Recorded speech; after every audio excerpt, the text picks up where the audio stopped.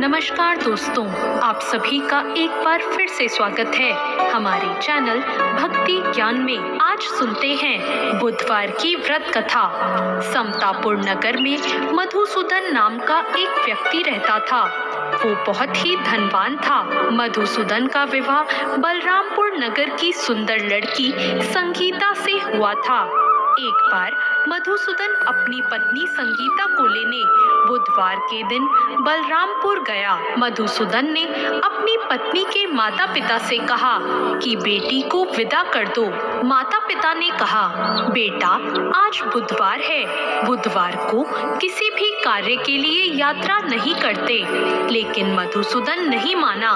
उसने ऐसी शुभ अशुभ बातों को ना मानने की बात कही और फिर उसने अपनी पत्नी को लेकर बैलगाड़ी से यात्रा प्रारंभ कर दी।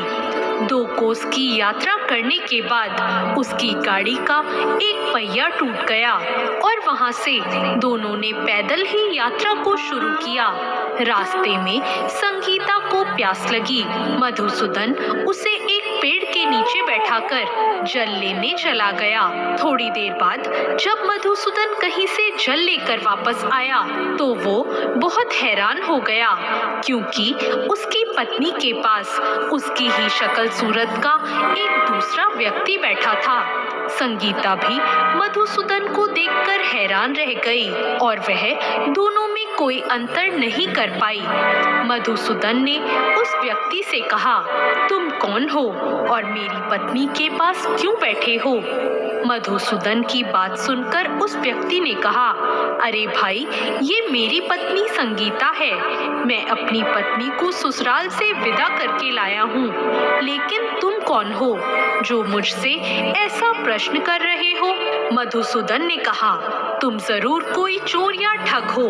ये मेरी पत्नी संगीता है। मैं इसे पेड़ के नीचे बैठाकर पानी लेने गया था। इस पर उस व्यक्ति ने कहा, अरे भाई, तुम झूठ क्यों बोल रहे हो? संगीता को प्यास लगने पर जल लेने तो मैं गया था। मैंने तो जल लाकर अपनी पत्नी को पिला भी दिया।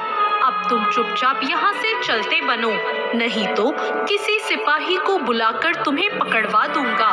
दोनों एक दूसरे से लड़ने लगे।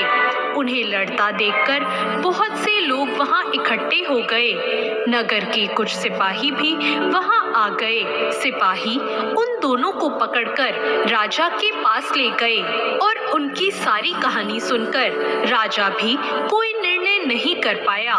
संगीता भी उन दोनों में से अपने वास्तविक पति को नहीं पहचान रही थी। राजा ने दोनों को कारागार में डाल देने के लिए कहा। राजा के फैसले पर असली मधुसूदन भयभीत हो उठा।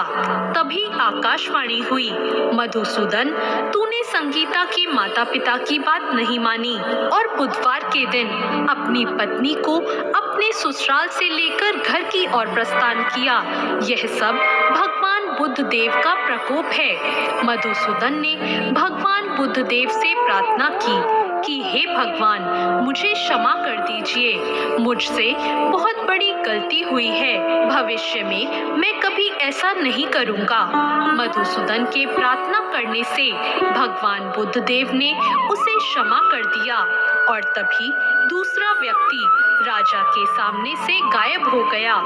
राजा और दूसरे लोग इस चमत्कार को देखकर हैरान रह गए। भगवान बुद्ध देव की इस अनुकंपा से राजा ने मधुसूदन और उसकी पत्नी को सम्मान पूर्वक विदा किया।